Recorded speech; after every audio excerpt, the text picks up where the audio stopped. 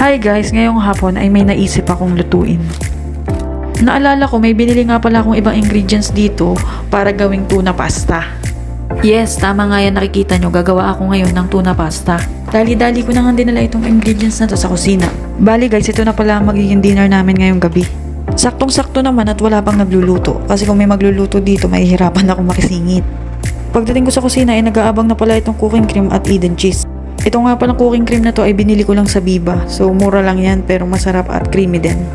After nga nito ay kinuha ko na rin ang ibang mga ingredients na aking gagamitin. Gagamitin ko na rin tong bell pepper dahil masisira na siya sa ref. At maglalagay din pala ako ng kamatis. Ayan, kompleto na ang sahog at simulan na natin.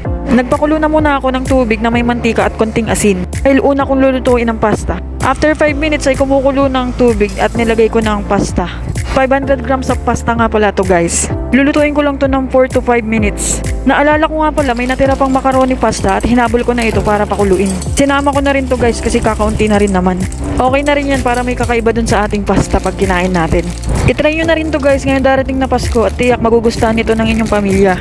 Hindi mo kinakailangan ng maraming ingredients para sa pasta na to guys. Sinet aside ko na pala yung mga nahiwa ko na ingredients na aking gigisahin.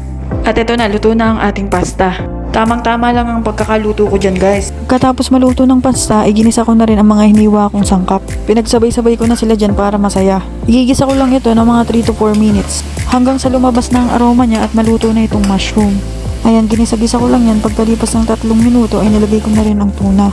Kahit anong tuna naman ay pwede, pero ito lang kasi yung stock namin dito sa bahay. Sinumot ko nga itong lata guys para walang sayang, para walang tapon. Hinalo-halo ko lang to guys at maya-maya ay nilagay ko na rin ang cooking cream. Napaka-creamy talaga nito guys, napakagandang gamitin, malasa rin.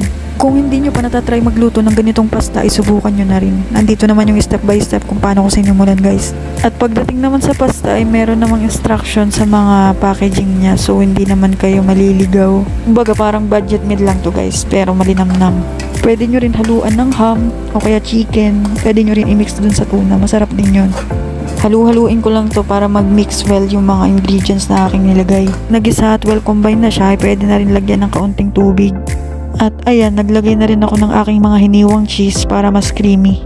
Magbibigay alat din yan guys, para mas lalong mag-balance. Ayan, gisa-gisahin nyo lang hanggang 5 minutes or pag napansin nyo na medyo tunaw na yung cheese, para sure na humalo talaga sa ating sauce. Nag-squeeze din pala ako dito ng lemon guys, ayan. Magdadagdag lasa rin yan sa ating lulutuin para sumarap. At naglagay din ako dito ng condensed milk para hindi gaanong maalat, may saktong tamis, kumbaga balanse lamang. At yun na guys, pakuluin ko lang yan, luto na ang ating sauce, mamaya ihahalo ko na yan. At ito na guys, hinalo ko na ang sauce at pasta, minimix ko lang yan, at patay na rin yung apoy niyan. Ngayong oras na nagbo-voice over ako, ako'y nagugutom na. Ito bagay ubos na. Mukhang uulitin ko na naman ang pagluluto. Huwag mo kalimutang i-like and i-share to para nandun sa wall mo at mabalikan mo agad yung video na to pag gusto mo na siyang gawin. Easy pasta recipe para sa inyo. Hatid ni Daon TV. So ayan guys, eat well. Ingat. Thank you for watching. Bye-bye.